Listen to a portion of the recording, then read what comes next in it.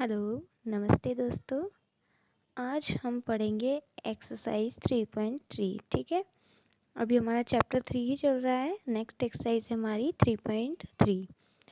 इसमें भी कुछ बेसिक्स आपको पता होना चाहिए। तो बेसिक्स हम एक साथ नहीं बता के आपको क्वेश्चन के अकॉर्डिंग बताते जाएंगे। ठीक है, तो कितने क्वेश्चन है पहले हम देख लेते हैं।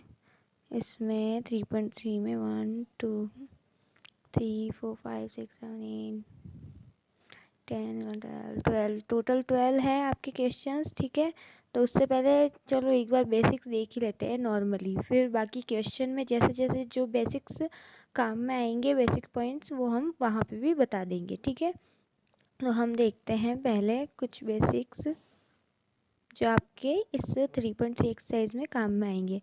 तो कुछ रूल्स है, बहुत सारे रूल्स है, लेकिन आपके जो 8th क्लास की एक्सरसाइज 3.3 में जो काम में आएंगे अभी हम केवल वही बता रहे हैं। ठीक है, फर्स्ट है त्रिभुज के अंतःकोणों का योग 180 डिग्री होता है। अब ये कैसे होता है वगैरह ये सब कुछ भी आपको बता सकते हैं, बट इतना टाइम मतलब बहुत लंबी वीडियो हो जाती है, इसलिए मैंने आपको ही डायरेक्ट, क्योंकि अब ये पता है, जैसे हमें पता है त्रिभुज के 3 कोण की भुजाएं अगर बराबर होएगी तो एक्स एक्स 3x करके ऐसे बहुत निकलता है, और भी बहुत सारे इसके हैं। तो उसमें क्या होता है, आपको अगर मैं ये बताने बैठ गई तो क्वेश्चन से फिर और लंबी वीडियो हो जाती है। तो आपको अगर ये चाहिए कि ये कैसे हुआ है मैडम, हमें याद नहीं करना है, तो हम आपको बता देंगे कैसे। जैसे कुछ लोग सब आपको याद करने के लिए कहते हैं अंतःकोणों का योग इतना, आप याद कर लीजिए, 180 डिग्री याद कर लीजिए।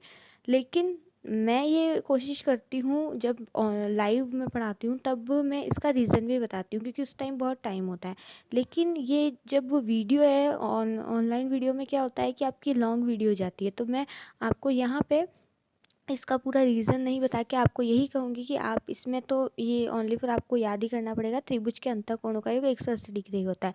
फिर भी अगर कैसे होता है आपको पता करना ही है तो आप बता दीजिए, मैं अलग से वीडियो बना दूँगी। जो मैं नॉर्मल मेरी जो लाइव क्लासेस होती है उसमें जो मैं बताती हूँ वो मैं आपको बता दूँगी। ठीक है, अलग से वीडियो बना के।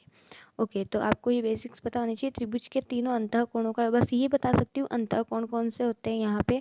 जैसे त्रिभुज है, इसके अंदर के कोण मैंने आपको कहा ही था, ये होते हैं अंतःकोण।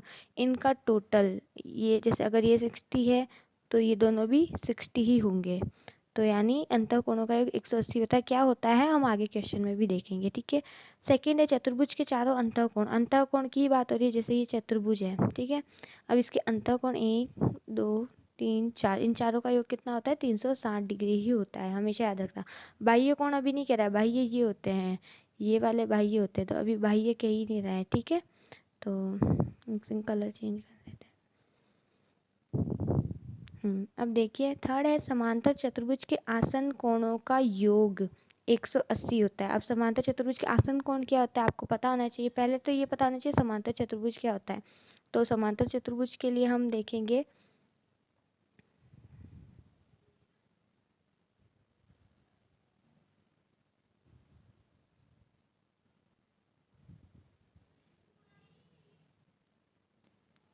तो पहले हम देखेंगे समांतर चतुर्भुज क्या होता है। तो ये देखिए, समांतर चतुर्भुज में क्या होता है, ये ऐसा आपको दिखाई दे रहा होगा, ये समांतर चतुर्भुज है। चतुर्भुज और समांतर चतुर्भुज में केवल इतना डिफरेंट है, जैसे चतुर्भुज होता है केवल 4 भुजाएं हो, अब वो कैसी भी हो सकती है। ठीक है, कैसी भी हो सकती है। अब वो कैसी भी हो सकती है। अब ये भी 4 भुजाएं दिख रही है, तो ये चतुर्भुज है, लेकिन ये समांतर चतुर्भुज है। समांतर चतुर्भुज में इतना डिफरेंट होता है कि इसमें 3 गुण, 3 क्वालिटीज़ होनी चाहिए कि सम्मुख भुजाएं बराबर हो। सम्मुख यानी आमने और सामने की, इसके सामने वाली ये है और इसके सामने वाली ये है, यानी ए बी बराबर है डी सी के और ए डी बराबर है बी सी के। ठीक है, तो ये पता होना चाहिए। और सेकंड, अगर उसके सम्मुख कोण भी बराबर होते हैं, यानी सम्मुख कोण यानी आमने सामने के कोण, तो देखिए डी के सामने वाला कोण कौन सा है, बी, यानी कोण बी बराबर कोण डी है। और ए के सामने वाला कौन सा कोण है, सी, यानी कोण ए बराबर सी है। ओके, तो यानी आपको पता होना चाहिए कि तो वो समांतर चतुर्भुज है। थर्ड है विकर्ण एक दूसरे को समद्विभाजित करते हैं। तो मैं इसको थोड़ा क्लियर कर ली हूँ ताकि आपको समझ में आए। और ये पहले ये देख लीजिए, चतुर्भुज में तो क्या होता है, ये बराबर नहीं है, ये समानांतर हो सकती है, बराबर नहीं। समानांतर बराबर में क्या अंतर है मैं बता देती हूँ। बराबर होते साइज बराबर होते हैं, जैसे ये और ये दोनों का साइज एकदम बराबर है। लेकिन अब मान लीजिए मैं अगर इसको ऐसे कर देती हूँ तो ये इनका साइज तो बराबर है, लेकिन क्या ये समानांतर है, यानी इनके बीच का अंतर समान है क्या, नहीं, ये कट जाएगी आगे जाके, तो यानी इनका अंतर समान नहीं है। और तो यानी ये केवल साइज में बराबर है, तो हम इसको बराबर कह सकते हैं। लेकिन अगर मैं आपको कह दूँ, ऐसी कोई दे देती हूँ लाइन आपको, जैसे कि मैंने आपको दे दी ये लाइन। अब ये देखिए, ये बराबर साइज में बराबर नहीं है, ये छोटी है और ये बड़ी है, तो लेकिन ये समानांतर, यानी इनके बीच का अंतर समान है, ये आगे जाके कभी नहीं मिलेगी, कटेगी नहीं एक दूसरे से। तो समानांतर और बराबर में पता चला होगा। तो हम देख रहे हैं ये आगे जाके कभी नहीं कटेगी, यानी ये समानांतर है, ठीक है। अब देखिए इसमें थर्ड है, विकर्ण एक दूसरे को समद्विभाजित करते हैं। तो विकर्ण देखिए, विकर्ण क्या होता है, जो सम्मुख जो शीर्ष होते हैं, शीर्ष यानी कोण है, तो आमने सामने के कोनों से बनने वाली रेखा है। और आसपास कौन सी होती है, ये रही, आसपास वाले कोने को आसन बोलते हैं। ये याद रखना, अगर मैं आसन कोनों की बात करती हूँ तो ये वाले कोण यानी आसपास के, तो वो आसन कहलाते। लेकिन आसपास ना के मैं सम्मुख बोलती हूँ, तो आमने और सामने की बात कर रहे हैं कि इसके सामने के मुख, सम्मुख, ठीक है। तो यानी ये तो सम्मुख, शीर्ष यानी कोनों से मिलाने वाली रेखा क्या कहलाती है, विकर्ण, ठीक है। और आसपास को मिलाने वाली रेखा भुजा कहलाती है, साइड कहलाती है। लेकिन हमें सम्मुख बोला तो सम्मुख शीर्ष को मिलाने वाली रेखा विकर्ण होती है। तो ये जो विकर्ण है, तो ये जो इसका एक विकर्ण है और ये दूसरा विकर्ण, तो ये दोनों विकर्ण क्या करते हैं, एक दूसरे को समद्विभाजित करते हैं। तो यहाँ समद्विभाजित को समझना बहुत जरूरी है। समद्विभाजित का मतलब होता है द्विभाजित, पहले समझिए, द्विभाजित यानी दो भागों में बांटना। तो मान लीजिए मैं एक ये लाइन खींचती हूँ, इसको यहाँ से कट कर दिया, तो ये भी दो भागों में बट गई। ये देखिए, एक ये भाग और एक दूसरा ये। लेकिन क्या देखिए, मैंने समान दो भागों में बांटा है या फिर कैसे भी बांट दिया, तो समान नहीं है, ये छोटा है और ये हिस्सा बड़ा है, यानी ये दोनों समान नहीं है। लेकिन अगर मैं मान लीजिए एक लाइन को समान दो भागों में एकदम बीचों बीच में से काटती हूँ, यानी ये इस साइड का और इस साइड का, इस साइड, दोनों साइड की लाइन एकदम बराबर है, और यहाँ पे ये विकर्ण कहलाती है इस चित्र में, ठीक है। तो अब यहाँ पे देखिए, ये जो फर्स्ट विकर्ण है इसको एकदम बीचों बीच में, यानी इसका समद्विभाजित का मतलब है ये दो भागों में तो विभाजित कर ही रही है, लेकिन समान दो भागों में, यानी जितनी ये होगी जितना ही ये होगी। यानी इसके नाम से बोलूँ तो जितनी AO है उतना ही OC होगा। तो यानी हमें ये पता चल गया, अगर कोई लाइन किसी को समान दो भागों में विभाजित करती है तो वो जो विभाजित हुई है वो लाइन बराबर होती है, तो यानी AO बराबर OC होगी। इसी प्रकार देखो, DB को भी कौन सी लाइन विभाजित कर रही है, AC लाइन विभाजित कर रही है, तो इसमें भी क्या होगा, OB बराबर किसके होगा, OD के होएगा। यानी OB बराबर OD, बराबर क्यों, क्योंकि समद्विभाजित यानी समान दो भागों में बांटा है, तो समान है, तो दोनों साइड की जो भाग है वो समान है, ठीक है। तो ये होता है समांतर चतुर्भुज। तो जब भी ये तीनों क्वालिटी हो तो ये समझ जाना कि वो एक समांतर चतुर्भुज है, ठीक है। आई होप आपको समझ में आया होगा। नेक्स्ट हम क्वेश्चन की तरफ, सॉरी बेसिक्स पॉइंट्स की तरफ बढ़ते हैं। ये भी अगर काम में आएंगे तब हम बताएंगे आपको। तो अब आपको पता चल गया होगा, जब समांतर चतुर्भुज आपके, ये देखिए ये कोई समांतर चतुर्भुज है, मैंने पूरा नहीं बताया है क्योंकि इसमें मेरे को केवल आसन कोण बताना था, इसलिए मैं साइड में बना रही हूँ पूरा सामान, ठीक है। अब इस समांतर चतुर्भुज में आसन कोण कौन से होते हैं, आसन का मतलब आप ऊपर ब्रैकेट में लिख लीजिए, आस पास के। आमने सामने नहीं बोल रही हूँ मैं, आसपास बोल रही हूँ, क्लियर, ये एकदम क्लियर रखना, मैंने आसपास बोला। तो आसपास कौन से हो सकते हैं, ये हो सकता है इसके पास वाला, या फिर इसका पास वाला ये भी हो सकता है, ठीक है। और या फिर ये लेते हो आप तो इसके आसपास वाला, इसके आसपास वाला ये भी हो सकता है और ये भी हो सकता है, ठीक है। ऐसे ही सभी के, इसका आसपास वाला ये भी हो सकता है और ये भी हो सकता है, ठीक है। तो आप कोई भी दो आसन कोणों का मतलब है आसपास के होने चाहिए। तो इसके पास, तो ये देखिए जैसे मैंने ये वाला लिया, इसका पास वाला कोण ये लिया है, तो अगर आप कभी भी इन दोनों का योग करेंगे तो हमेशा 180 डिग्री ही आता है। ये जो भी जिसने मैथ्स बनाई उन्होंने सॉल्व करके देखा तो हमेशा 180 डिग्री निकला, तो इसलिए ये रूल्स बन गया। कैसे हुआ ये भी बता सकते हैं, बट जैसा कि मैंने कहा लॉन्ग वीडियो हो जाती है, इसलिए इतना ही काफ़ी है। तो अब देखिए, तो मान लीजिए कभी मैं आपको 30 डिग्री देती हूँ, ये कि मान लीजिए रुको, मैंने बोला कि 1 की वैल्यू आपके, ये जो 1 मतलब नाम है इसका, ये 1 कोई डिग्री वगैरह नहीं, ये 1 नाम है। इसका नाम मैं ए भी दे सकती हूँ, ए और बी ऐसा भी दे सकती हूँ 1 2 की जगह, ठीक है। तो ये है कि ये जो फर्स्ट कोण है इसका मान दे दीजिए, मैंने मान लिया आपके 60 है। तो आपको पता है जब दोनों मिलके 180 होते हैं और इसकी एक की वैल्यू 60 दी है, तो दूसरे की वैल्यू कितनी होगी? ऑब्वियसली 120 होगी, क्योंकि हमने एक 180 में से 60 माइनस कर दिया। अब ये कैसे हुआ, तो हम आपको ये भी बताएंगे कि जैसे ये 60 है तो हमने क्या करा, एंगल 2 निकालना था, ये तो यहीं रहा। 60 प्लस का है, उधर जाएगा तो कितना हो जाएगा, माइनस का 60। यानी आपको इतना पता है, इन दोनों में से कोई भी जब एंगल निकालना होता है, कोण निकालना होता है या ज्ञात करना होता है, तो हम दूसरे जिसकी संख्या ज्ञात है उसका पक्षांतरण करेंगे, और जब पक्षांतरण करेंगे तो वो 180 में से माइनस ही होएगा। तो हमेशा याद रखें, कोई भी एंगल निकालना हो तो 180 में से डायरेक्ट माइनस कर दीजिए। तो 180 में से मैं डायरेक्ट भी 60 माइनस कर सकती हूँ, या आप ये फॉर्मूला को पक्षांतरण करके भी रख सकते हैं, बट मेरे को अब डायरेक्ट पता चल गया 180 में से माइनस करना है। तो एक एंगल माइनस कर दिया 60, तो डायरेक्ट हमारा क्या निकल जाएगा, 120, ठीक है। अब ये वाला देखो, मैंने इतना लंबा यहाँ समझाया, अब जबकि आपके ये क्वेश्चन में आएगा, तो मैं अगर उधर समझा देती तो ज़्यादा अच्छा होता, बार बार लॉन्ग वीडियो नहीं होती। तो मैं अब आगे से क्या करूँगी, आपको यहाँ नहीं समझा के क्वेश्चन में समझाऊंगी। ये बस मैं एक बार आपको दिखा देती हूँ सारे बेसिक्स पॉइंट्स, ठीक है। ये देखिए, जैसे यहाँ पे है, अब यहाँ पे मैं देखो पूरा क्वेश्चन नहीं समझाऊंगी, केवल ये बता दूंगी कि एक सरल रेखा पर बनने वाले अंतःबाह्य कोणों का योग या फिर रेखिक युग्म कोणों का योग कितना होता है, 180 डिग्री।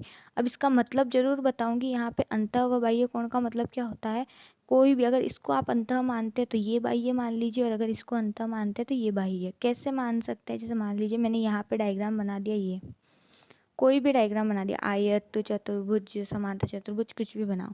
तो अगर मैंने इस साइड बनाया तो ये हो जाएगा अंतः कोण यानी अंदर का, और ये क्या हो जाएगा, बाहर का। लेकिन अगर मैंने चित्र ऐसा बना दिया तो ये हो गया आपके अंदर आंतरिक कोण, अंतः कोण, और ये क्या हो गया, बाह्य कोण, ठीक है। इसलिए मैंने आपका पूरा डायग्राम नहीं बनाया। अगर आप एक अंतः कोण मानते हैं तो दूसरा बाह्य कोण होगा। तो अब इनका योग हमेशा 180 होता है। क्यों होता है, क्योंकि ये क्या एक लाइन पर बने हुए, एक ही रेखा पर। और आपको पता है, जैसा कि आपने डी या चांदे में आपने देखा होगा, जब हम 180 का बनाते हैं तो हम क्या करते हैं, यहाँ से जैसे मान लीजिए 30 का, 60 का, और ये 90 डिग्री का कोण, 90 के बाद इधर पूरा जाता है, तो ये कितना होता है, पूरा 180 का बनाना हो तो यहाँ तक बनाते हैं, यानी ये पूरा 180 का होता है। यानी एक लाइन जो होती है वो 180 डिग्री की होती है। तो हमें पता है, तो 180 होती है, तो आपके कोई भी, मैं चाहे सीधा डिवाइड नहीं करके ऐसे भी करूँ, तो एंगल 1 प्लस एंगल 2, कोण 1 प्लस कोण 2 कितना होगा हमारा, 180 डिग्री ही होता है, ठीक है। तो ये समझ में आ गया। और ये इसको अंतः व बाह्य कोण, एक रेखा पर बने अंतः व बाह्य कोणों को हम क्या कहते हैं, रेखिक युग्म। यानी ये रेखा युग्म यानी जोड़े, किसके जोड़े, कोण के जोड़े, ये एक कोण और दो कोण, इनके जोड़े। तो इसको पूरी लंबी लाइन ना बोल के हम शॉर्ट में क्या बोल सकते हैं, ये क्या है, रेखिक युग्म कोण होते हैं। तो रेखिक युग्म कोणों का योग कितना होता है, 180 डिग्री, ठीक है। अब हम देखेंगे नेक्स्ट, ये कुछ ये भी है कि अब इसमें मैं केवल नाम नाम बता रही हूँ आपको, वैसे तो नाम भी बताना कोई ज़रूरी नहीं है, बट फिर भी आपको बता देते हैं, बेसिक से बताना है इसलिए, ठीक है। और बाकी जो जैसे इसमें वैल्यू रख के पुट करके वो आपको क्वेश्चन में बताएंगे, ठीक है, क्योंकि क्वेश्चन में ये सब आएगा। तो अब देखते हैं, समांतर रेखाओं से बने जेड आकृति के कोण। अब जेड आकृति वाले को हिंदी में क्या बोलते हैं, एकांतर कोण। क्या बोलते हैं, एकांतर कोण। तो ये जो जेड आकृति होती है, तो इस पे एक ये बन रहा है और दूसरा कोण ये, तो ये दोनों कोण क्या कहलाते हैं, एकांतर कोण। अब ये क्या होता है, बराबर होते हैं। अब देखो, प्लस में मैंने आपको केवल कितनी चीज़ें बताई, अभी सब बराबर के ही चलेंगे, तो आपको ज़्यादा याद रखने की ज़रूरत नहीं कि कब प्लस 180 कब होता है और कब बराबर होता है। तो आपको केवल बराबर में दो ही याद रखने, एक तो रेखिक युग्म कोण और एक आसन। समांतर चतुर्भुज की बात कर रही हूँ, बाकी ये अलग है। त्रिभुज के तीनों कोण और चतुर्भुज के चारों कोणों का तो अलग अलग याद करना है। त्रिभुज के तीनों कोणों का योग 180 डिग्री, और तीनों यानी अंतःकोण, अंतःकोण त्रिभुज के तो 3 ही होते हैं, ठीक है। और चतुर्भुज के चारों अंतःकोणों का योग 360 होता है, ठीक है। अब इसके बाद में अगर मैं आपको रूल्स कहूँ तो इसमें देखिए, आपको जोड़ दो ही है कि समांतर चतुर्भुज के आसन कोण और एक ये रेखिक युग्म कोण जो होते हैं, इन दोनों को प्लस करने, इनके दो कोणों को प्लस करने पर कितना आता है 180। बाकी कुछ भी आए आपके, चाहे वो एकांतर कोण आए, चाहे सम्मुख कोण आए, चाहे कुछ जो मैं आगे बताने वाली हूँ, वो सब क्या होते हैं, उनको प्लस करके 180 नहीं करना, उसमें करना है आपको बराबर होते हैं। यानी अगर एक 60 है तो दूसरा भी 60 होगा, अगर एक 30 है तो दूसरा भी 30 होगा। और पहले वाले में हमने क्या करा था, ये जो ये वाले हैं इसमें हमने क्या करा, अगर एक 60 है तो दूसरा कितना होगा, 180 में से माइनस करना था, 180 माइनस 60 होगा, है ना। आसन कोण और रेखिक युग्म में 180 में से माइनस करना होता है पहले वाले कोण को। लेकिन अब जो मैं बताने वाली हूँ उसमें क्या होता है, उसमें देखिए आप बराबर होते हैं। यानी अगर एंगल में अगर 60 कह देती हूँ तो ये भी 60 होगा। कैसे होगा वो हम अब आपको आगे बताएंगे। बट इसको क्या बोलते हैं, एकांतर। ये ध्यान रख लेना, ऐसी आकृति जहाँ भी, अब ये आकृति आपको ढूंढनी पड़ेगी, चित्र अलग सा बना हुआ होगा जो आपने आई थिंक आप न्यूज़पेपर या कॉमिक्स बुक्स में देखते होंगे। आप कुछ कुछ जो आपको नीचे ड्रॉ करके दिए हुए होते हैं वो आप एक बड़े से डायग्राम में ढूंढते हैं कि ये कहाँ है, छाता कहाँ है। तो वैसे ही आपको ऐसी आकृति ढूंढनी है। जैसे ही आकृति मिली, ये फॉर्मूला अप्लाई कर देना कि एंगल, अगर मान लीजिए वहाँ एक ही दे रखा है, एंगल 1 का मान 30 डिग्री, यानी एक कोण एक का मान 30 डिग्री है, तो आप डायरेक्ट लिख सकते हैं एंगल 2 बराबर भी 30 डिग्री। क्यों? क्योंकि बस ब्रैकेट में इतना सा लिखना है एकांतर कोण की वजह से, क्योंकि ये रूल्स होता है, ठीक है। तो इसलिए ये रूल्स इंपॉर्टेंट है, डायरेक्ट एक ही लाइन लिखनी पड़ेगी आपको। वैसे ही अब देखिए, समांतर चतुर्भुज सम्मुख कोण बराबर होते हैं, ये तो हो गए एकांतर। अब इसमें क्या होता है, इसमें होता है सम्मुख वाले में, देखिए सम्मुख का मतलब होता है आमने सामने के। अगर मैं 3 की बात करूँ तो 3 के सामने वाला कौन सा होता है 4। अगर मैं 1 की बात करूँ तो इसके सामने वाला कौन सा होता है 2। ओके, देखिए अभी भी कितनी लॉन्ग वीडियो बन रही है। मुझे लग रहा है ये क्वेश्चन भी सारे हो पाएंगे, नहीं हो पाएंगे, पार्ट 2 करना पड़ेगा, देखते हैं। चलो,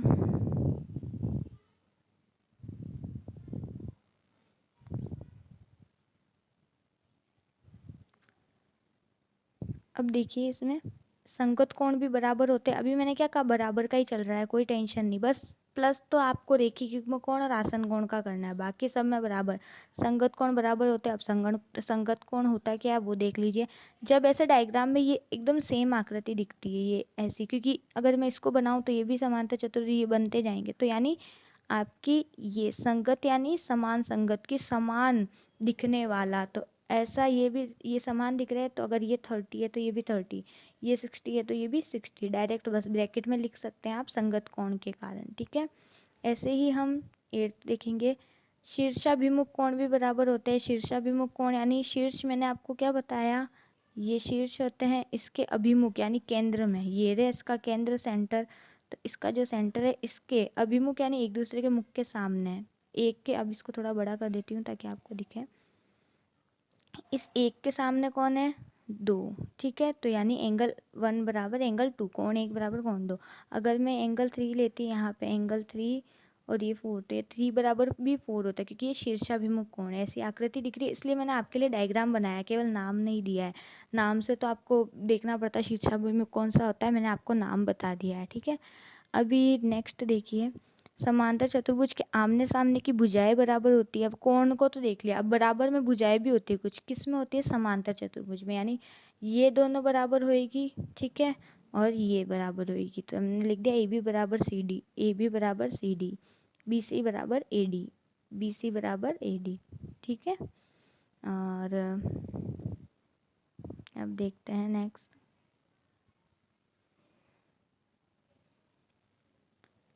समांतर चतुर्भुज में विकर्ण एक दूसरे को समद्विभाजित करते हैं। ये मैंने आपको बता ही दिया था जब समांतर चतुर्भुज का एक्सप्लेन किया था, उसमें थर्ड जो उसकी क्वालिटी थी उसमें मैंने बता दिया था। जो विकर्ण होते हैं इसमें ये पूरा विकर्ण को अगर मैं 2 भागों में बांटती हूँ तो ये आधे आधे हो जाएंगे, तो ये बराबर होंगे, ये दोनों भी बराबर होंगे, ठीक है। तो इसलिए ओ ए बराबर ओ सी और ओ बी बराबर ओ डी, ठीक है। अब देखते हैं क्वेश्चन, एक और भी रूल्स बाकी है अभी तो। एक तिर्यक रेखा के अंतः सम्मुख कोणों का योग 180। ये योग वाला एक और याद करना पड़ेगा। अभी तक बराबर चल रहा था, उसके पहले मैंने 2 योग के बताए थे यानी जोड़ के, तो यानी अब इसमें एक और रह गया है, तो वो मैं आपको बता देती हूँ। ये इतना इम्पोर्टेंट काम में नहीं आता है ज़्यादा, लेकिन फिर भी देख लीजिए, कभी कभी आ जाता है, 1-2 क्वेश्चन बनते हैं इसमें। तिर्यक रेखा यानी तिरछी रेखा, तो ये देखिए कोई भी समांतर चित्र में ये तिर्यक रेखा है, ये देखिए ये तिरछी रेखा है, इसमें ये तिरछी रेखा है। तो इसमें क्या होता है, इन पर बनने वाले अंतः सम्मुख कोण, तो इस पर बनने वाले अंतः सम्मुख कोण कौन से हैं, इस तिरछी रेखा पे ये दोनों बन रहे हैं, इस तिरछी रेखा पे ये दोनों बनेंगे, और इस तिरछी रेखा पे ये दोनों बनेंगे। तो ये बोलते हैं अंतः सम्मुख कोण, कौन से, तिर्यक रेखा के। तो इनका योग अगर हम बी प्लस सी करते हैं तो इनका योग कितना होता है, 180। ये याद रखिए आप, ठीक है। ओके, अब वो चाहे समांतर चतुर्भुज हो चाहे नॉर्मल कोई भी चतुर्भुज हो, सब में ये रूल अप्लाई होता है, ठीक है। नेक्स्ट देखते हैं।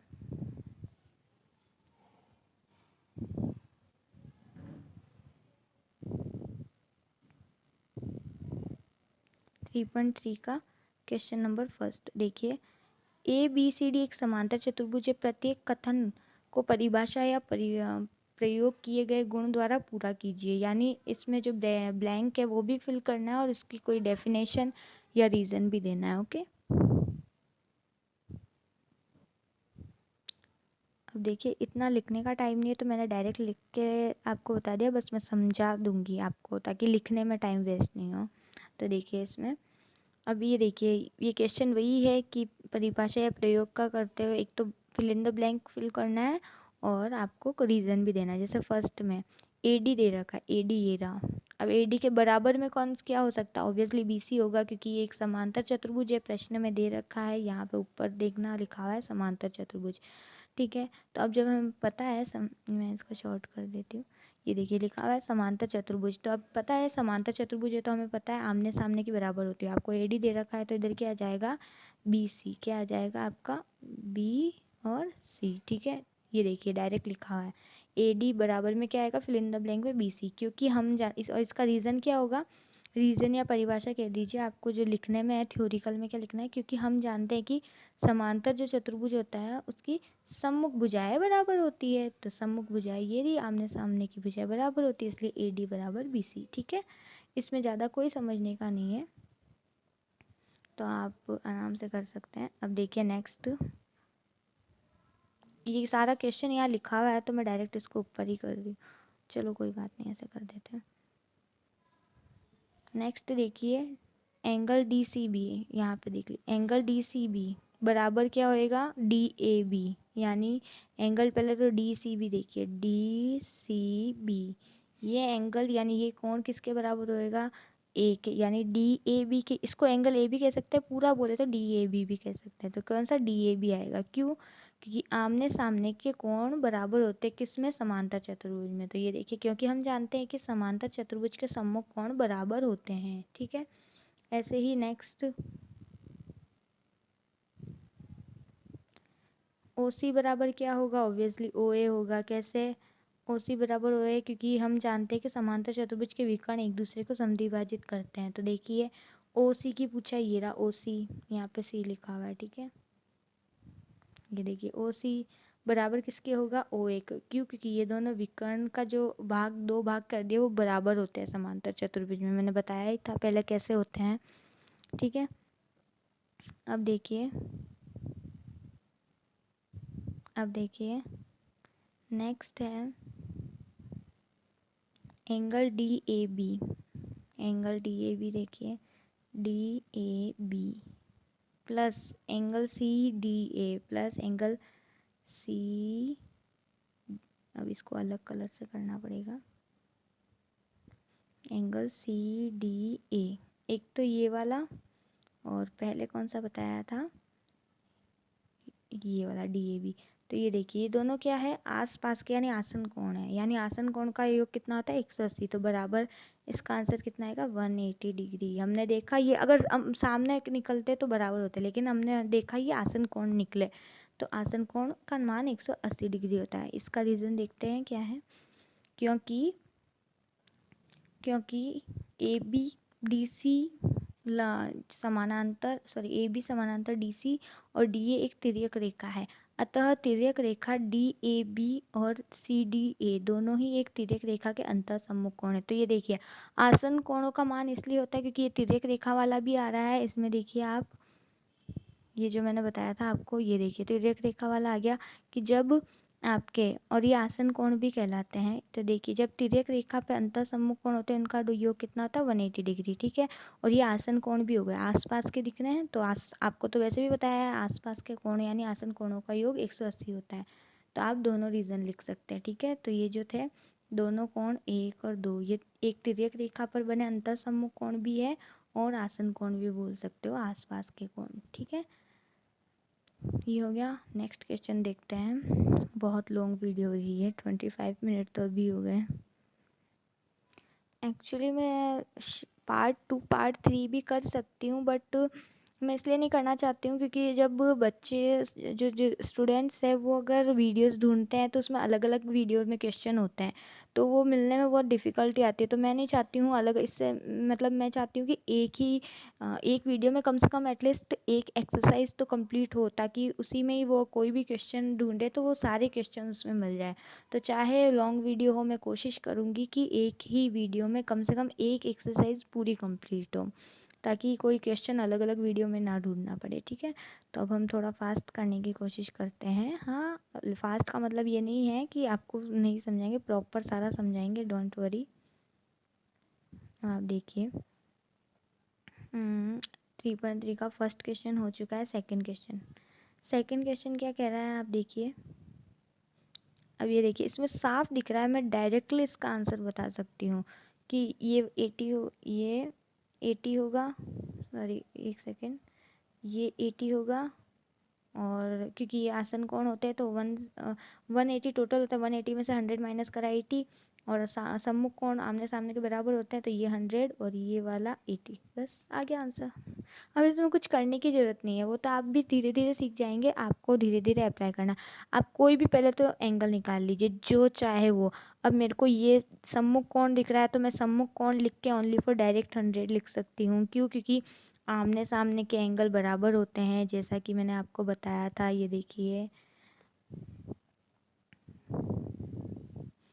देखिए मैंने ये क्या लिखा हुआ है, सम्मुख कोण बराबर होते हैं, यानी 3 और 4 बराबर होंगे जिसकी भी बात करो तो। अब यहाँ पे देखिए तो मैं डायरेक्ट क्या लिख नहीं सकती हूँ, एंगल बी बराबर एंगल डी यानी 100, बस ब्रैकेट में मेरे को लिखना है सम्मुख कोण, ठीक है।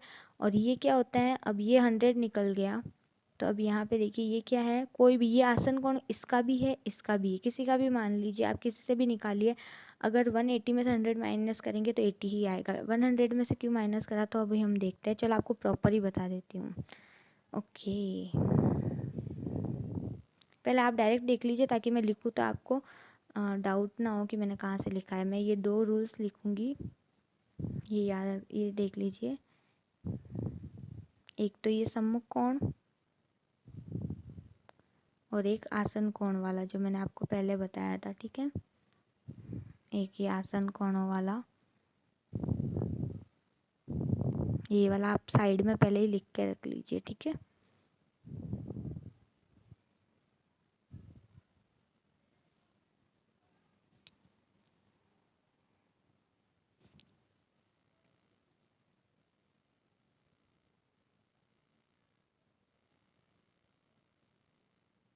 यहाँ देखिए अब मैं डायरेक्ट पहले तो ये लिखूँगी, चूँकि नहीं लगाएंगे, मैं अगर डायरेक्ट लिखती हूँ एंगल बी बराबर, हमें क्या पता है एंगल बी का मान 100 है, ठीक है। ब्रैकेट में लिख सकते हैं आप, दिया गया है, लिखना चाहे तो ये हमें दिया गया है। और बी का मान, एंगल बी का मान 100 है। तो अब हमें क्या पता है, चूँकि एंगल बी बराबर एंगल डी, अब डी का यानी वाई नाम है, क्या नाम है, वाई, तो आप डी लिखिए या वाई लिखिए, आपकी चॉइस है, ठीक है। अब ब्रैकेट में मैं बस कितना लिख दूंगी, क्या लिख दूंगी, एकांतर सम्मुख कोण, क्या लिखूंगी, सम्मुख कोण। आप पूरी लाइन भी लिख सकते हैं, समांतर चतुर्भुज के सम्मुख कोण बराबर होते हैं। तो अब मेरे को पता है, अब एग्जामिनर डायरेक्ट समझ जाएंगे कि सम्मुख कोण बराबर होते हैं, इसलिए एंगल डी का मान भी कितना होएगा, जितना ए बी का है, ठीक है, जितना बी का, यानी ये बी निकल गया 100। अब मैं इसको रफ कर दूं, मेरे पास जगह नहीं है, आप इतना लिख लीजिए। उसके बाद अब हम निकालेंगे एंगल ए और एंगल सी, यानी जेड और एक्स, ठीक है। तो अब हम निकालते हैं एक्स और जेड।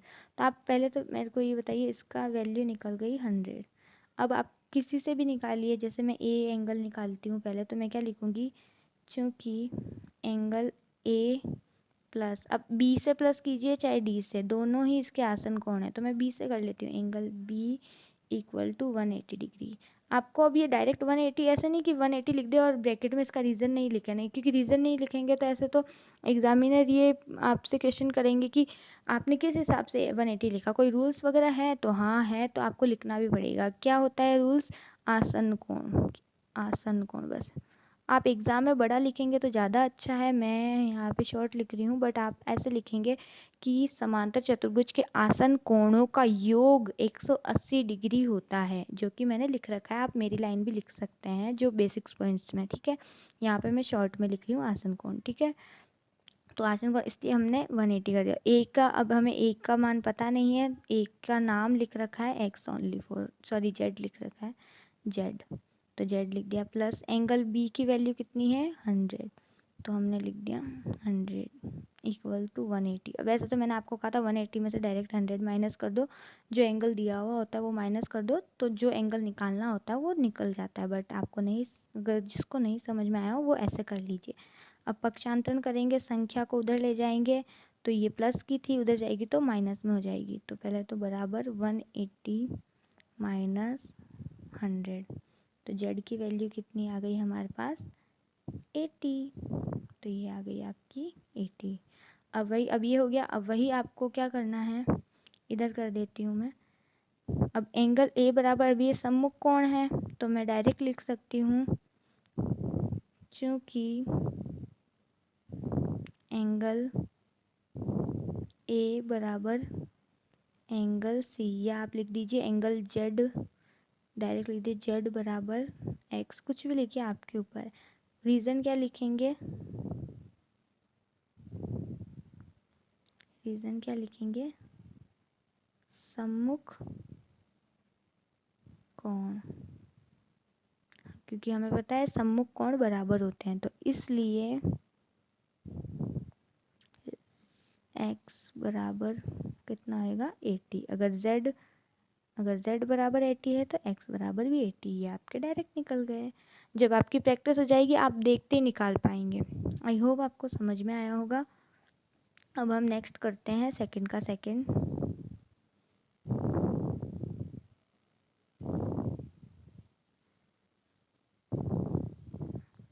अब देखिए, अब इसमें मेरे को ये डायरेक्ट क्या दिख रहा है, अब इसमें भी बहुत सारी चीज़ें आप किसी से भी, और इसमें इस एक्सरसाइज में ये अच्छी बात है आप किसी से भी निकाल सकते हैं, ज़रूरी नहीं है अगर एक चीज़ में आपके दो दो फार्मूलाज भी अप्लाई होते हैं। जैसे अब मैं आपको बताती हूँ, अब जैसे इसमें क्या है, अब मेरे को पता है कि ये दोनों, अगर मैं इसका निकालूंगी तो भी ये निकल जाएगा, ये निकालूंगी तो भी ये निकल जाएगा। कैसे, अब पहले आप आकृति पहचानिए, मुझे क्या क्या आकृति दिख रही है। एक तो ये दिख रही है, ठीक है, ये जेड पर बनने वाली, इसको क्या बोलते हैं, एकांतर कोण। तो मुझे पता है अगर मैंने वाई की वैल्यू निकाल दी तो जेड की वैल्यू वही होगी, क्योंकि एकांतर कोण क्या होता है, बराबर होते हैं। आप एकांतर कोण दिखा देती हूँ अगर जो भूल गए हो। ये देखिए यहाँ मैंने क्या लिखा है, एकांतर कोण बराबर होते हैं ये। अब ये चाहे किसी भी आकृति में कैसे भी छुपे हुए हों, आपको देखना है आकृति के अंदर कि ये कैसे हैं, ठीक है। तो अब ये एकांतर ऐसे जेड वाले कोण बराबर होते हैं, तो हमें पता है कोई भी एक अगर हमें पता हो तो दूसरे की वैल्यू भी उतनी ही होती है, ठीक है। तो ये हमें दिख रहा है, मेरे को ये जेड दिख रहा है, तो मैंने यहाँ देख लिया ये ऐसे करके ये जेड, ठीक है, ये ऐसे करके जेड, तो ये और ये एंगल बराबर होते हैं। तो मुझे एक अगर वाई मिल गया तो मैं जेड निकाल सकती हूँ, ठीक है। अगर मैं वाई नहीं निकालती हूँ, अगर मेरे को एक्स पता चल गया तो भी जेड निकाल सकती हूँ। क्यों, क्योंकि ये कौन से कोण है, इसको देखिए, ये है संगत कोण, और संगत कोण भी बराबर होते हैं। अगर संगत कोण भूल गए हैं तो ये देखिए,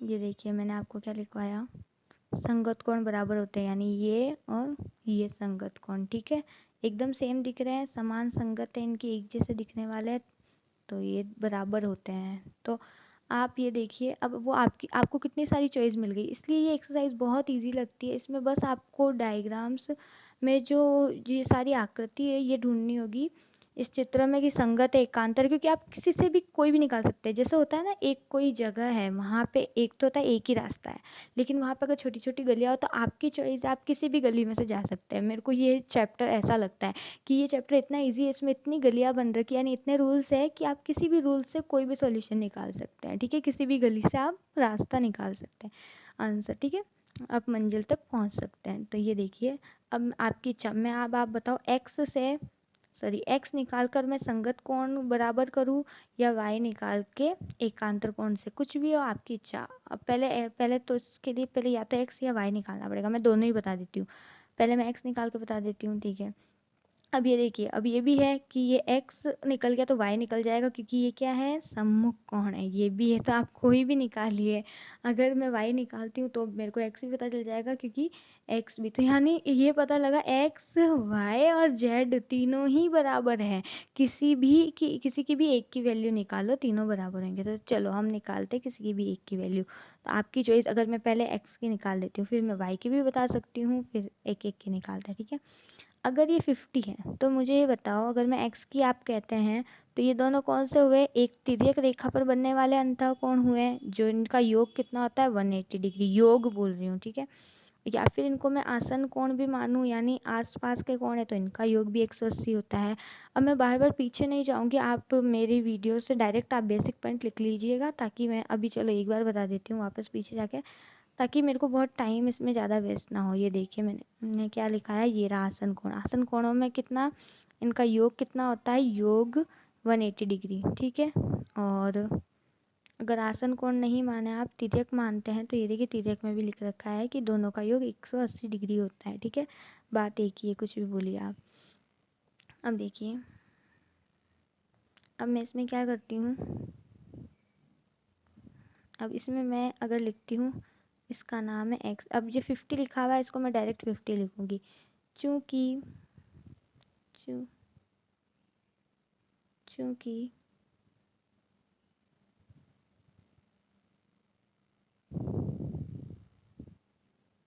चूँकि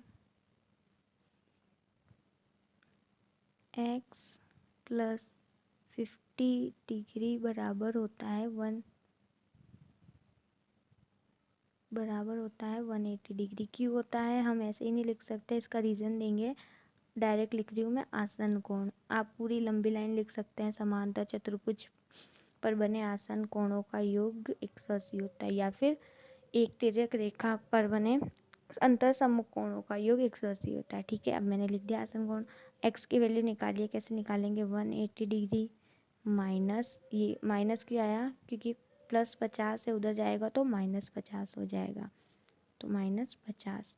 x की वैल्यू कितनी निकली, 180 में से 50 माइनस कीजिए आप, 180 -50 बराबर 130 डिग्री, ठीक है। तो 130 आ गया। अब x बराबर 130 आ गया हमारा। तो अब मैं कह सकती हूँ डायरेक्ट, ये संगत कोण है इसलिए ये 130 होगा, और ये सम्मुख कोण है किससे, x से ये सम्मुख कोण है तो ये भी 130 होगा। और देखिए ये एकांतर कोण है तो ये भी बराबर आना चाहिए, तो y बराबर z है, एक 130। तो आई होप आपको अब आप लास्ट में लिखिएगा भी, चूँकि x, जैसे x कितना निकला 130, तो x बराबर z। क्यों, क्योंकि ये तो क्या है, संगत कोण है। क्या है ये, संगत कोण। तो इसलिए क्या होगा, z का मान भी कितना हुआ 130 डिग्री, ठीक है। फिर अब नेक्स्ट लिखेंगे आप, चूँकि एंगल x बराबर y भी है, क्यों, क्योंकि ये और ये क्या है, सम्मुख कोण है, तो ब्रैकेट में लिख दीजिए आप सम्मुख कोण। बस इसके रीज़न आप याद कर लेंगे ना तो आपको बहुत इजी होगा, सम्मुख कोण। तो इसलिए एंगल y बराबर कितना हो जाएगा आपका 130 डिग्री। ठीक है, और आप लंबी लाइन लिखे तो ज़्यादा बेस्ट होगा। तो ये बहुत इजी एक्सरसाइज है। आप बेसिक्स पॉइंट सारे जब आप अभी सॉल्व कर रहे हैं तो उन बेसिक पॉइंट को सामने रखिए, बस उसमें से आप देख के लिख सकते हैं, फिर धीरे धीरे प्रैक्टिस हो जाएगी, आपको याद भी हो जाएंगे, तो आप डायरेक्ट कर पाएंगे। ठीक है, अब नेक्स्ट क्वेश्चन थर्ड। अच्छा, अभी सेकंड में ये और बाकी है, सेकंड का थर्ड फोर्थ फिफ्थ भी बाकी है। मुझे पार्ट 2 करना ही पड़ेगा लग रहा है, या फिर ये 1 या 1.5 घंटे की ना हो जाए वीडियो, देखते हैं। चलिए, अब है क्वेश्चन सेकंड का थर्ड। अब मैं थोड़ा सा फास्ट करूँगी। अब मैं बार बार रूल्स आपको शॉर्ट में बता दूँगी, आप देख लीजिए। वो मैंने जो लिखवा रूल्स पहले बताए थे वो साइड में लिख लेना, ताकि आप देख सकते हैं कि कौन सा रूल्स है। ठीक है, अब ये देखिए,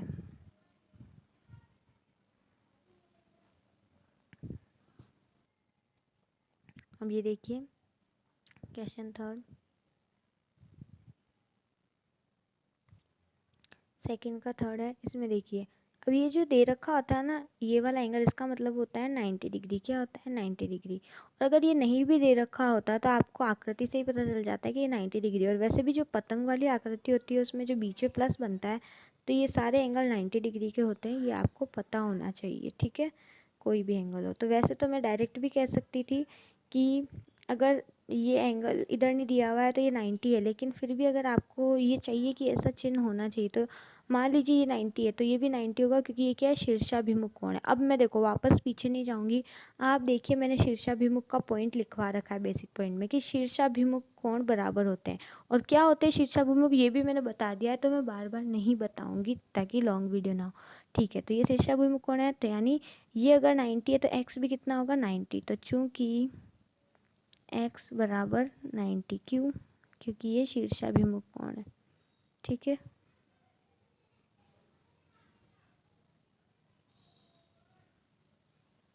अब हम क्या करेंगे? अब देखेंगे नेक्स्ट आकृति।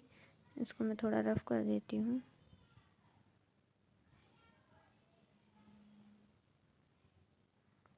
अब ये देखिए, अब हमें पता चल गया x कितना है? 90 डिग्री। कितना निकला हमारा? 90 डिग्री।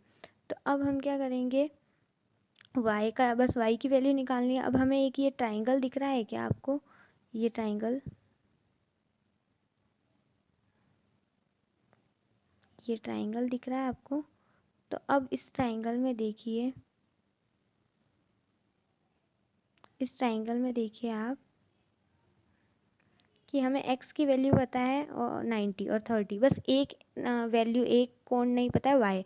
तो चूंकि हमें पता है त्रिभुज के अंतः कोण यानी आंतरिक अंदर बने हुए, या फिर 3 कोण, क्योंकि अंदर 3 कोण ही बना है, तो तीनों कोणों का योग कितना होता है? 180 डिग्री। तो क्या मैं लिख सकती हूँ x plus Y plus 30 degree? तीनों कोण लिख दिया, इनका योग प्लस कर दिया, कितना होता है? 180 डिग्री। क्यों? क्योंकि चूंकि त्रिभुज के अंतः कोणों का योग 180 डिग्री होता है। मेरे जगह नहीं है इसलिए आप एक ही लाइन में लिखना ऊपर। ठीक है, तो इसलिए हमने तीनों कोणों का योग करके 180 कर दिया। x की वैल्यू पता है हमें कितनी है? 90 डिग्री, प्लस y की हमें नहीं पता है, प्लस 30 डिग्री, इक्वल टू कितना होता है? 180 डिग्री। अब y की वैल्यू निकालनी है, तो 90 और 30 को उधर ले जाइए, या फिर पहले ही इधर प्लस कर लीजिए, यानी इसको सॉल्व कर लीजिए। तो पहले हम देखेंगे 90 और 30 को करते हैं प्लस, आगे इधर कुछ नहीं, यानी प्लस प्लस प्लस क्या होता है? प्लस, यानी इन दोनों को ऐड करेंगे तो 90 और 30 कितना हो जाता है? 90 और 30 10 11 12 120, तो 120 हो गया आपके। तो ये y कितना आ गई? 120 इक्वल टू 180। अब y बराबर 180 प्लस का 120 उधर जाएगा तो माइनस का 120, तो 180 में से 20 गए, कितना आ जाएगा आपके पास? 60। तो यानी y की वैल्यू कितनी हो गई हमारे पास? इस y की वैल्यू कितनी आ गई? 60, कितनी आ गई 60, ठीक है, y की वैल्यू। अब ये देखो अभी तो z भी बचा है, तो अब यहाँ तक सबको समझ में आ गया। ये मैं थोड़ा रफ कर दूँ ताकि, या फिर मैं इसी को ही रफ करती हूँ केवल। तो अब ये देखिए हमारे पास y की वैल्यू कितनी आई है 60, कितनी आई है 60। तो जब y की 60 है तो ये देखिए अब इसमें आकृति ढूंढिए, क्या z सम्मुख लग रहा है, एकांतर संगत क्या दिख रहा है। तो मैं अगर देखती हूँ तो मेरे को एक आकृति ये दिख रही है। ये एक तरह से गेम है, मैथ्स गेम होती है, मज़ा आता है। आप बस ये देखिए, तो इसमें देखिए इस z में हम देखेंगे तो कौन से दो एंगल, ये y और z बराबर होंगे। क्यों? क्योंकि ये z, अब चाहे ये उल्टा बने, अब z कैसा भी बने, सीधा उल्टा वो कोई मैटर नहीं करता, z बनना चाहिए। तो ये देखिए, तो y बराबर z होगा, तो यानी z भी कितना आएगा 60। तो आप लास्ट में क्या लाइन लिख सकते हैं, चूँकि एंगल y बराबर, पहले तो ये लिखिए y की वैल्यू लिख दीजिए आप, चूँकि एंगल y बराबर 60 और एंगल y बराबर z है। क्यों?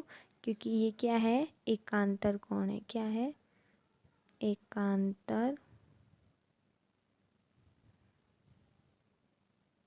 कोण, या फिर लिख सकते हैं एकांतर, चूँकि एकांतर कोण बराबर होते हैं, या समांतर चतुर्भुज के एकांतर कोण बराबर होते हैं। पूरा लिख दीजिए आप, ठीक है, एकांतर कोण बराबर होता है। पूरा लिखेंगे तो ज़्यादा अच्छा होता है, समांतर चतुर्भुज के एकांतर कोण भी लिखेंगे तो ज़्यादा है।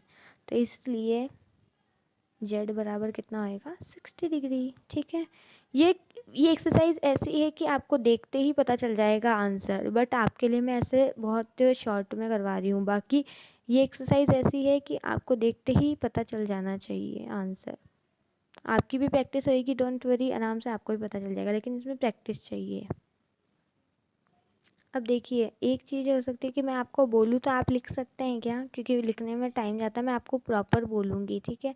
अब देखिए इसमें ये 180 है, अगर ये सम्मुख कोण है तो यानी 80 डिग्री, तो आप लिख सकते हैं एंगल, ये चूँकि एंगल y बराबर 80, क्यों? क्योंकि ये क्या है, सम्मुख कोण है। जैसे इसका नाम भी दे दीजिए ABCD, ठीक है। तो यहाँ पे आप लिख सकते हैं एंगल y बराबर 80 क्यों हुआ, क्योंकि आप लिख दीजिए चूँकि एंगल B, अभी यहाँ पे एक सेकंड में प्रॉपर बताती हूँ, ABCD, चूँकि एंगल B बराबर एंगल D, B बराबर एंगल D, क्यों? क्योंकि ये क्या है, सम्मुख कोण है, इसलिए एंगल D बराबर कितना आएगा, जितना B की वैल्यू है। B की वैल्यू कितनी है 80, ठीक है। तो एंगल D कितना आया 80, तो ये आ गया आपका 80। फिर हम निकालेंगे A। अब आप A कैसे भी निकाल सकते हैं, अब आप एंगल A कैसे भी निकाल सकते हैं, इसका आसन कोण मानिए या इसका, एक ही बात है। तो मुझे तो पता है 100 में से 80 माइनस करना है आपके, तो 100 आ जाएगा आंसर, बट आपके लिए चूँकि एंगल A प्लस किसको, B को करूँ D को करूँ, दोनों एक ही बात है, 80 B को कर देती हूँ। एंगल B बराबर 180 प्लस करेंगे, क्यों? क्योंकि ये क्या है, आसन कोण। क्या है ये दोनों, आसन कोण। तो A की वैल्यू हमें पता नहीं है, x है, प्लस B की वैल्यू हमें पता है कितनी है 80 डिग्री इक्वल टू 180, ठीक है। अब ये प्लस का 80 राइट हैंड साइड में जाएगा बराबर के, तो कितना आ जाएगा माइनस का 80। तो इधर क्या हो जाएगा, x बराबर 180 माइनस 80, तो x की वैल्यू आ गई आपकी 100, ठीक है। तो x की वैल्यू कितनी आ गई 100, तो मैं आपको ये रफ मैं बता देती हूँ, 100 कितनी आई, ये 100, और y की कितनी आई थी आपकी 80, y की कितनी आई थी 80, और इसकी आई थी 100, ठीक है। अब हमें पता है, अब ये देखिए ये डायरेक्ट निकला था सम्मुख कोण से, ये आसन कोण से x निकल गया। अब ये देखिए ये क्या है, संगत कोण है, क्या है, संगत, एक जैसे दिख रहे हैं। अब वो ऐसे हो चाहे ऐसे हो, कैसे भी हो, हॉरिजॉन्टल हो, वर्टिकल, आपको आकृति ढूंढनी पड़ेगी। अगर ये 80 है तो ये भी कितना होगा, 80 ही होगा। ठीक है, समझ में आया। और अगर ये नहीं करना है आपको, तो ये देखिए संगत कोण नहीं देखना है तो एकांतर भी दिख जाएगी आपको आकृति, कोई भी करिए। तो एकांतर में ये 80 है तो ये कितना हो जाएगा, 80, 80 ही निकलेगा। तो आप लिख सकते हैं, आप एकांतर से लिखिए या फिर संगत कोणों से, वो आपकी चॉइस है। तो आप किससे लिखते हैं उसके अकॉर्डिंग लिखिए। अगर इससे लिखते हैं तो आप क्या लिखेंगे, चूँकि मैंने ABCD लिखे थे ना, ABCD, तो आप इसको लिख लीजिए, आपकी इच्छा, आप एकांतर से लिखिए या फिर आप जो लिखेंगे उसके अकॉर्डिंग आपको लिखना पड़ेगा। एकांतर से करिए या फिर संगत से, बस आपको ब्रैकेट में संगत या एकांतर लिखना है। ठीक है, ओके, तो ये भी हो गया। नेक्स्ट देखते हैं फिफ्थ क्वेश्चन। अब देखिए ये वाला क्वेश्चन मैं देखती हूँ आपको शॉर्ट में करवा के, आपको आता है क्या समझ में, क्योंकि मैंने अब तक सब कुछ एक एक क्वेश्चन बार बार डीपली बताया था। इसमें देखिए अब मेरे को ये डायरेक्ट दिख रही है सम्मुख कोण, तो मैं लिख सकती हूँ एंगल y बराबर 112। अब इसमें पूरा लिखना आपकी, चूँकि एंगल ABCD, मैं फिर लॉन्ग करवाने लग गई आपको पूरा। आप लिख ले, क्योंकि मेरे को लगता है आप लिखेंगे नहीं शायद। जैसे ये लिखना है एंगल B बराबर एंगल D। क्यों एंगल D है, एंगल B बराबर एंगल D क्यों है, क्योंकि ये क्या है, सम्मुख कोण है, सम्मुख कोण, तो इसलिए एंगल D, अब एंगल D की वैल्यू क्या y है, यानी एंगल D बराबर 112, यानी एंगल D बराबर क्या है, y। तो y की वैल्यू आ गई आपके 112, किससे, सम्मुख कोण की वजह से। तो फिर देखिए, फिर अब देखिए मैं डायरेक्ट एंगल y बराबर 112 लिखना था, तो ये सारी चीज़ें मैंने वापस लिखी, लेकिन अगली बार अगर नहीं लिखूँ तो आपको ये ऊपर लिखना है। ठीक है, ओके। तो अब देखिए, अब डायरेक्ट मैंने देखा y की वैल्यू निकल गई 112, क्योंकि सम्मुख कोण है। तो या फिर इधर भी लिख सकते हैं सम्मुख कोण, ये एक नहीं, सम्मुख कोण। ठीक है, फिर अब ये है, तो अब देखिए मेरे को ये मिल गया है 112। अब यहाँ पे देखिए, अब मैं इसको थोड़ा रफ करूँ या क्या करूँ, ये कितना निकला 112। तो अब देखिए ये एक त्रिभुज है, त्रिभुज में मेरे को ये पता है एक एंगल, दूसरा पता है, तीसरा नहीं पता है। तो चूंकि मुझे पता है त्रिभुज के तीनों कोणों का योग कितना होता है, 180 डिग्री, तो मैं क्या लिख सकती हूँ, अब चूंकि x प्लस वाई प्लस 40, और मैं किस, इसमें आप ये भी लिख सकते हो पहले ऊपर कि त्रिभुज किसकी बात कर रहे हैं, AC और D, लेकिन यहाँ पे क्या ACD मैंने खुद ने नाम लिखे हैं इसलिए मैंने नहीं लिखा है। ठीक है, तो आप जब नाम दिए हो तो लिख सकते हैं कि हम इस त्रिभुज की बात कर रहे हैं। ठीक है, तो ये कितना होता है, तीनों कोणों का योग 180 लिख सकते हो, यहाँ पूरा लिखना आप, त्रिभुज के तीनों कोणों का योग। ठीक है, पूरा लिख देना। फिर अब मुझे पता है x की वैल्यू हमें नहीं पता है, y की वैल्यू अभी हमारी कितनी निकली थी, 112 प्लस 40 डिग्री इक्वल टू 180। ठीक है, अब x प्लस 112 को 40 से प्लस कीजिए, कितना आ जाएगा 152 इक्वल टू 180 डिग्री। ठीक है, अब यहाँ साइड में कर देती हूँ मैं, x बराबर 180, 152 प्लस में है, उधर जाएगा राइट साइड में जाएगा बराबर के, तो किस में आ जाएगा, माइनस में, तो माइनस 152, तो x की वैल्यू आपकी आ जाएगी -28। ठीक है, अब ये देखिए, तो आपकी x की वैल्यू कितनी निकल गई, 28। अब देखिए, अब मैं डायरेक्ट आपको बताती हूँ कि अब ये 28 निकली है, तो मुझे बताइए x अगर 28 है तो z की निकालनी। अब देखिए ये z एकांतर कोण है या नहीं है, ये देखिए, तो अगर x 28 है तो z भी 28 होगा, क्योंकि एकांतर कोण क्या होते हैं, बराबर होते हैं। तो अब ये वाला मैं नहीं लिख रही हूँ, अब देखिए आप ये लिख के बता दीजिए।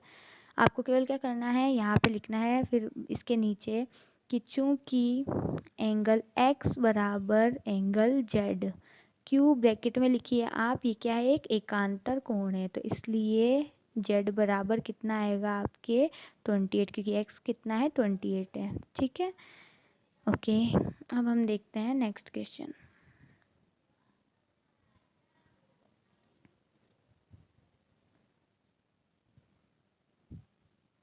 चलिए अब नेक्स्ट क्वेश्चन देखते हैं। नेक्स्ट क्वेश्चन है क्या एक चतुर्भुज, ये थ्योरिकल है तो इसका डायरेक्ट आंसर देखिए, ये भी थ्योरिकल है तो ये क्वेश्चन यहाँ पे देखिए आप, ये क्वेश्चन देखिए, इसमें ये क्या कह रहा है, क्या एक चतुर्भुज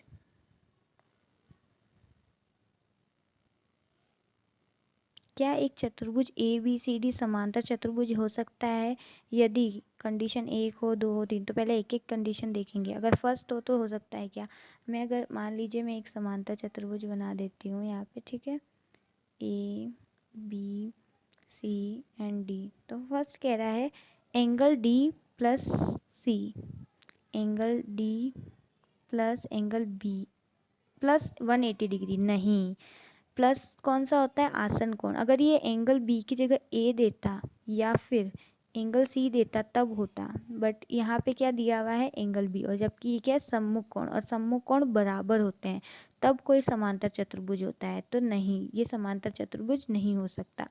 तो क्या आंसर है, यदि एक चतुर्भुज ए बी सी डी में एंगल डी प्लस बी बराबर 180 हो तब ये आवश्यक नहीं है कि ए बी सी डी समांतर चतुर्भुज हो। तो ये नहीं हो सकता, मतलब आवश्यक नहीं है। आप यू अगर डायरेक्ट ऑटोमेटिकली वैल्यू ऐसी आती है जिससे अगर मान निकलता है तो वो बात अलग है, बट ये ज़रूरी नहीं है कि ये समांतर चतुर्भुज हो। ठीक है, नहीं आ गया। ओके, सेकंड देखते हैं हम। अरे ये क्यों हट जाता है, ए बी सी डी, ठीक है। अब ये देखिए, इसमें ये कह रहा है A B equal to D C, A B equal to D C, ठीक है, A B equal to D C 8 centimetre, यानी ये भी 8 है, ये भी 8 है, ठीक है। ओके, अभी तक तो समांतर चतुर्भुज लग रहा है। अब आगे देखते हैं, बी सी 4.4 है, ये रही बी सी 4.4, और ए डी, ये हम भूल गए, ये क्या, ए डी 4 सेंटीमीटर, ये रहा ए डी 4 सेंटीमीटर, ये तो अलग अलग निकल गई। ये 4 है ए डी और बी सी 4.4 है, जबकि समांतर चतुर्भुज में क्या होता है, आमने सामने की बराबर होती है, यानी ए डी बराबर भी बी सी होनी चाहिए, लेकिन ये दोनों अलग निकल गए, तो यानी ये भी नहीं होगा। तो हम आंसर देखते हैं,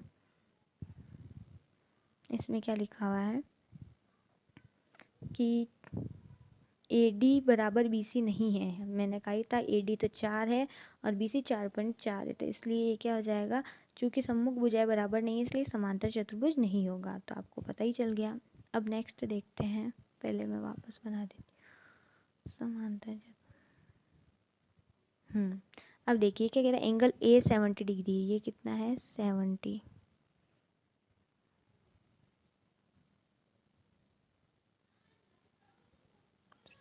डिग्री, ठीक है।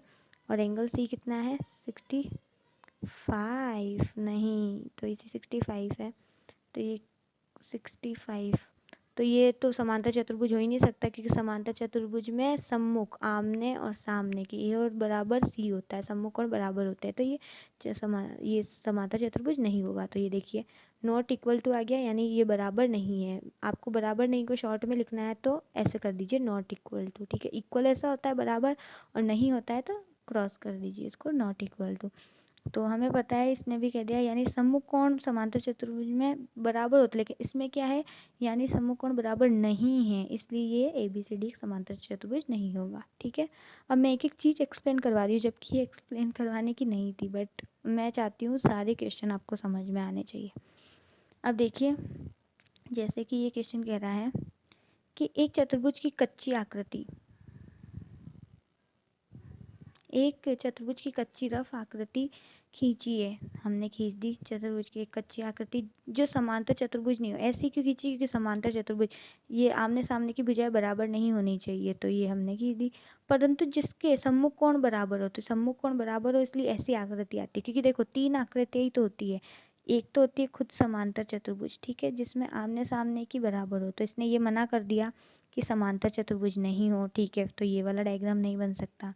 सेकंड डायग्राम होता है और ये वाला, लेकिन इसमें इसने कहा कि दो सम्मुख कोण की माप बराबर हो, सम्मुख यानी सामने के कोण, ये बराबर होना चाहिए, तो इसमें भी नहीं हो सकता। तो बचा कौन सा, ये तीसरी आकृति ऐसी होती है पतंगाकार में।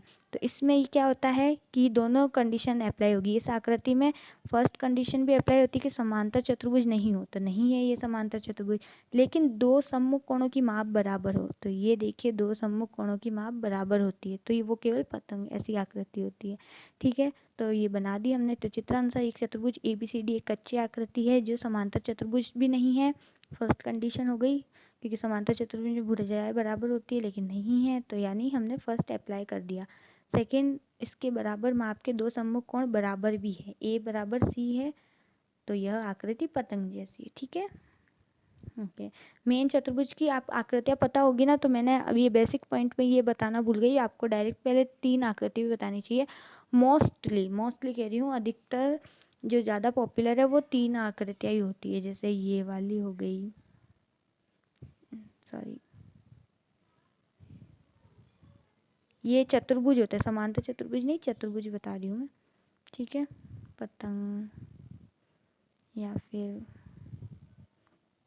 ऐसे हैं। अब इसमें जो भी आप कहो सी समांतर चतुर्भुज ये विषम, तो अलग अलग होते हैं, उसमें आपको पता होना चाहिए ऑब्वियसली, जो कंडीशन का है उसके अकॉर्डिंग हम डायग्राम बना सकते हैं। ठीक है, फटाफट नेक्स्ट क्वेश्चन करते हैं। ये 5th क्वेश्चन यहाँ आधा लिखा हुआ है, यहाँ पे देख लेते हैं 5th क्वेश्चन। अब यहाँ देखिए ये क्या दे रखा है इस क्वेश्चन में, किसी समांतर चतुर्भुज के आसन्न कोणों का अनुपात 3:2 है और समांतर चतुर्भुज के सभी कोणों की माप ज्ञात कीजिए। अब इसमें देखिए पहले तो आपको ये अनुपात पता होना बहुत ज़रूरी है। बहुत कम लोग क्या, मेरे को लगता है शायद कोई नहीं बताता है, आपको डायरेक्ट क्वेश्चन करवाते हैं, लेकिन संख्या और अनुपात में बहुत डिफरेंट होता है। तो पहले मैं आपको संख्या और अनुपात में डिफरेंट बता देती हूँ यहाँ साइड में थोड़ा सा। अब इसमें देखिए अगर मैं आपको कोई डिजिट देती हूँ, ठीक है, जैसे कि मैं आपको पहले ही समझा देती हूँ, जैसे मैंने आपको बताया 60/40,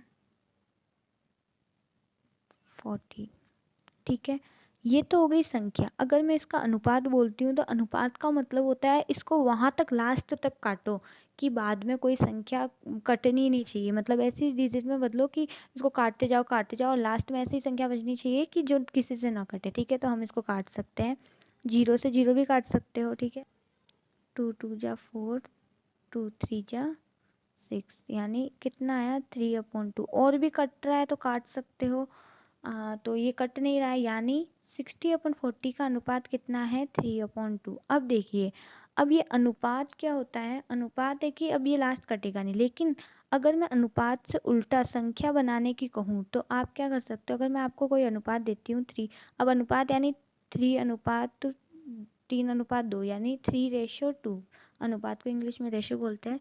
तो इसका मतलब मैं इसको ऐसे लिख सकती हूँ 3/2, तो इसलिए मैं 3/2 को बार बार 3:2 बोल रही हूँ। ठीक है, तो ये आपको पता होना चाहिए।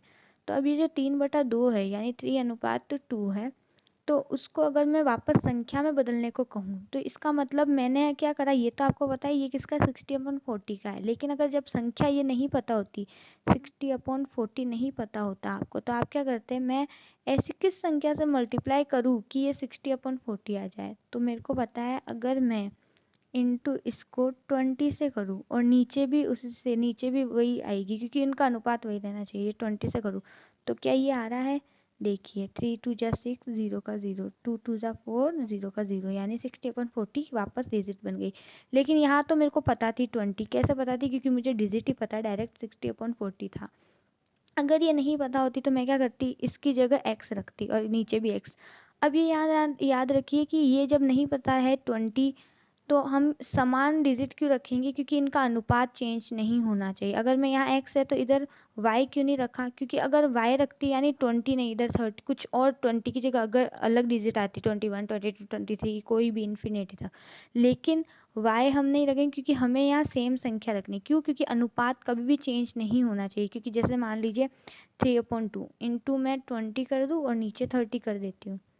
ठीक है, तो अब इसको करिए, 3 2 जा 6, 3 2 जा 6, ये देखो 60/60 आ गया और इसका अनुपात कितना आ रहा है, 6 1 जा 6, 1/1 आ रहा है। तो अनुपात कभी चेंज नहीं होता, इसलिए याद रखिए जो डिजिट ऊपर से मल्टीप्लाई होगी वही नीचे से होगी, तो यानी अनुपात। तो अनुपात का मतलब होता है कि ये ऐसी संख्या का मान होता है में और संख्या मल्टीप्लाई करने पर, यानी अब ये जो 3:2 दे रखा है, इसका मतलब है कि इसमें ऐसी सेम संख्या मल्टीप्लाई हुई है। अब जब हमें पता नहीं होता तो हम उसकी जगह x मान लेते, क्या मानते हैं x, और समान हो तो दोनों में x, ठीक है। तो यानी ये हमारी पूरी क्या हो गई, डिजिट बन गई। ऐसी कौन सी संख्या से मल्टीप्लाई करेंगे कि जो आंसर आएगा वो एक डिजिट बन जाएगी, ये इतना पता चल गया। तो यानी अब अनुपात है, तो यानी अब ये अनुपात है, हमें जबकि संख्याओं से सॉल्व करना होता है। तो अब हम क्या करेंगे, देखिए, चूँकि हमें क्या पता है, पहले ये देखिए 5th क्वेश्चन में एक ये कह रहा है समांतर चतुर्भुज के 2 आसन्न कोण। तो पहले आप समांतर चतुर्भुज बना दीजिए एक, आपको जैसी आकृति चाहिए आप बना सकते हैं। आप चाहे ये बनाएं, ए बी सी डी, ये 2 आसन्न कोण ले ए बी, या फिर आप ये 2 एंगल ले ए बी सी डी, आपकी चॉइस है, ठीक है। आप कोई भी बना सकते हैं, कैसे भी चित्र बनाइए। अब मैंने 2 आसन कोण ए बी ही लिए है, इसमें ये दोनों लिए हैं, इसमें ये दोनों, ठीक है। ए बी ही वैल्यू में एक इसलिए रख रही हूँ ताकि आपको इजीली समझ में आ जाए, ठीक है। तो अब ये समांतर चतुर्भुज है, ज़्यादा कंफ्यूज मत होना, मैं एक ही बनाती, लेकिन आपको जो भी, जैसे कोई कहता है ना मैम ऐसा ही क्यों माना आपने, तो आप कोई भी ले सकते हैं इसलिए, ठीक है। कोई भी, मैं और लिख देती हूँ, या का मतलब है आप कोई भी बनाओ, ठीक है।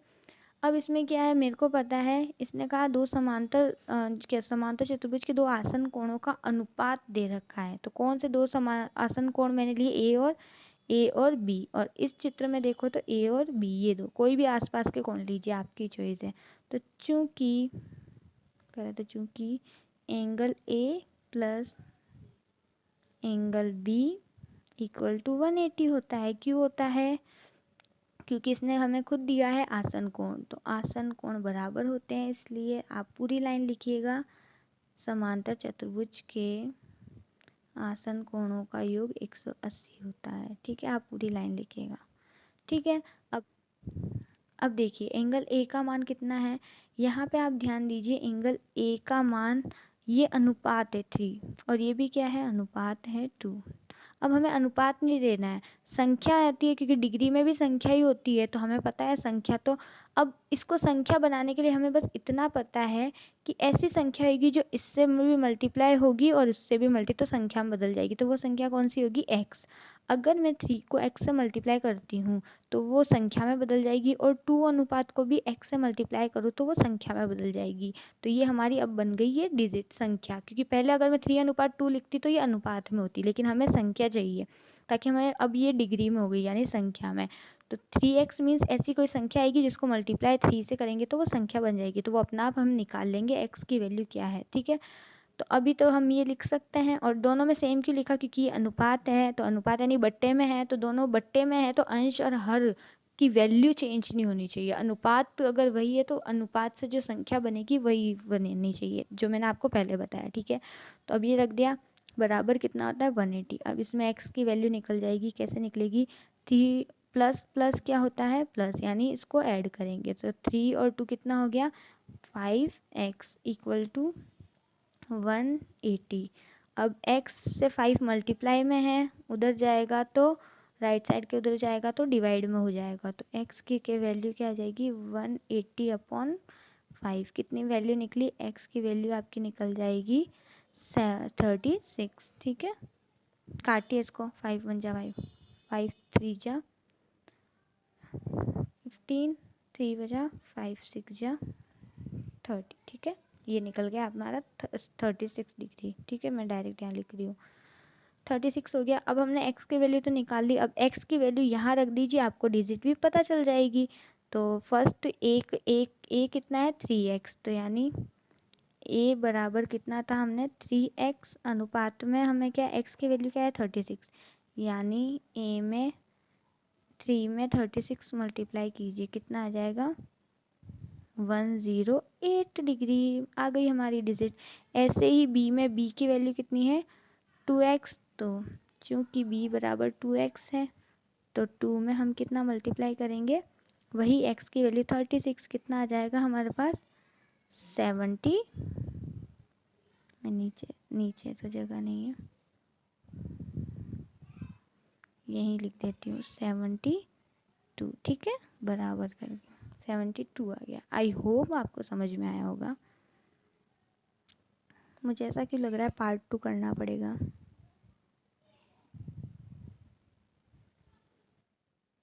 चलिए चलते हैं नेक्स्ट क्वेश्चन पे। ये इसके लिए बेसिक्स वापस वही है, ये मैंने आपके बीच बीच में डाला ताकि आपको पता हो। अब ये देखिए नेक्स्ट क्वेश्चन आपको क्या कह रहा है, किसी समांतर चतुर्भुज के दो आसन्न कोणों के माप बराबर है। मेन चीज़ यहाँ पे देखिए, इसने कहते हैं दो आसन्न कोण, एक सेकेंड, दो आसन्न कोण कौन से, किसके, समांतर चतुर्भुज के, ठीक है, समांतर चतुर्भुज है, माप बराबर है एकदम, ठीक है। तो समांतर चतुर्भुज के सभी कोणों का माप ज्ञात कीजिए। तो मान लेते हैं हम कोई एक समांतर चतुर्भुज ऐसा है, ठीक है, ए बी और सी और डी, ठीक है, सी, ठीक है। वापस देखते हैं, माप बराबर है, ठीक है, आसन्न कोणों का माप बराबर है। तो ये है समांतर चतुर्भुज ए बी सी और डी, ठीक है। अब इसमें देखिए ये क्या कह रहा है, दो आसन्न कोण, कोई भी दो आसन्न कोण मान सकती हूँ मैं, ये और ये समांतर चतुर्भुज का, इसलिए हमने मन से बना लिया और दोनों की माप एक ही। अब इसमें तो अनुपात नहीं दे रहा, कुछ भी नहीं दे रखा, डायरेक्ट संख्या देखनी है। तो अगर संख्या भी नहीं देखनी है तो हम इसको x मान सकते हैं, ये y भी मान सकते थे, लेकिन इन्होंने कह दिया माप दोनों की बराबर है, तो यानी ये x है तो b भी x ही होगा, ठीक है, दोनों x है, ओके x, ठीक है। तो अब हमें निकालना है, अब चूंकि हमें क्या पता है आसन्न कोणों का मान कितना होता है, दोनों का योग 180 डिग्री। तो मैं लिखूंगी चूंकि angle A plus angle B, कोण ए प्लस कोण बी बराबर 180 डिग्री होता है। रीज़न क्या है, दोनों आसन्न कोण है, आप पूरा लिखना बड़ा वाला, समांतर चतुर्भुज के आसन्न कोण बराबर होते हैं, ठीक है, ये हो गया। अब एंगल ए का मान कितना है x प्लस एंगल बी का मान x बराबर कितना हो गया 180 डिग्री। तो कितना हो गया, ये दोनों x प्लस प्लस में है तो जुड़ेगी यानी ऐड होएगी, तो 2x बराबर 180 है ही है। अब 2x से मल्टीप्लाई में है, उधर जाएगा तो डिवाइड में हो जाएगा, तो x इक्वल टू 180/2। तो x की वैल्यू कितनी आ जाएगी हमारे पास, 2 से, x को 2 से काटे कितना आएगा, 2 1 जा 2, 2 9 जा 18, 0। तो x की वैल्यू कितनी आ गई हमारे पास, 90 डिग्री, ठीक है। तो ये भी 90 डिग्री, ये भी 90 डिग्री। अब मुझे ये बताइए, पहले मैं लिख देती हूँ इनकी वैल्यू 90 डिग्री। तो अब मुझे बताइए समांतर चतुर्भुज के सम्मुख कोण बराबर होते हैं, तो बी के सम्मुख कौन है, डी, तो डी भी कितना होगा 90, और ए के यानी एक्स के इस ए के सम्मुख कौन है सी, तो ये भी कितना होगा 90। तो आप क्या, आप ये और इक्वल लाइन नहीं लिख सकते हैं, जैसे मैं ये डायग्राम रफ कर देती हूँ, एक सेकेंड,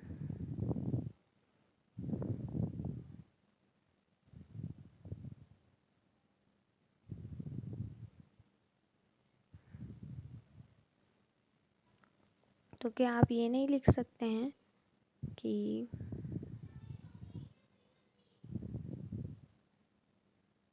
आप इसके बाद नहीं लिख सकते, इसके बाद क्या लिखेंगे आप कि चूंकि जो बचे हुए कोण हैं, कोई भी, अगर जैसे मैंने क्या माना था, आप ए बी सी डी कुछ भी नाम दे सकते हैं, पी क्यू आर एस भी नाम दे सकते हैं, ए बी सी डी भी दे सकते हैं। मैं ए बी सी डी ज़्यादा प्रेफर करती हूँ, ए बी सी डी। और ये हमारा एक्स था, ये भी एक्स था, ठीक है। कितने निकले थे ये हमारे, 60 निकले थे, बी और ए दोनों 60 निकले थे। तो चूँकि एंगल ए बराबर ए के सामने कौन सा है, सी बराबर सी है, क्यों है, इसका रीज़न क्या लिखेंगे, सम्मुख कोण, क्या लिखेंगे, सम्मुख कोण, मैं शॉर्ट में लिख रही हूँ, ठीक है। तो एंगल सी का वैल्यू कितनी आएगी, जितनी ए की कितनी निकली 60 डिग्री, ए की कितनी निकली 60 डिग्री, तो एंगल सी भी 60। और इसी प्रकार दूसरे वाले में भी लिखेंगे, चूँकि एंगल बी बराबर एंगल डी है, वही रीज़न क्या है, सममुख कोण, ठीक है। तो इसलिए एंगल डी की वैल्यू कितनी आएगी, डी की वैल्यू कितनी आएगी 60 डिग्री, ठीक है। तो चतुर्भुज के सभी कोण निकल गए, ए बी सी डी सब कितने होंगे 60 डिग्री, सॉरी 90 डिग्री, में बार बार 60 का 90 लिखा हुआ है ना।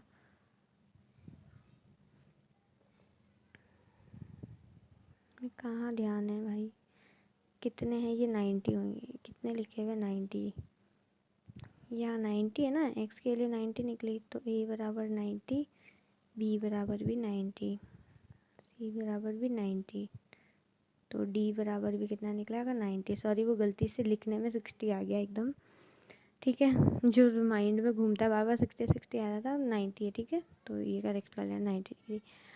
अब मुझे लग रहा है कि बड़ी वीडियो हो गई, स्टॉप कर दूँ, बाकी के जो 6 क्वेश्चन बचे हैं वो नेक्स्ट वीडियो में लगता है करवाना पड़ेगा, क्योंकि बहुत लॉन्ग वीडियो हो गई है। ठीक है, तो टेक केयर।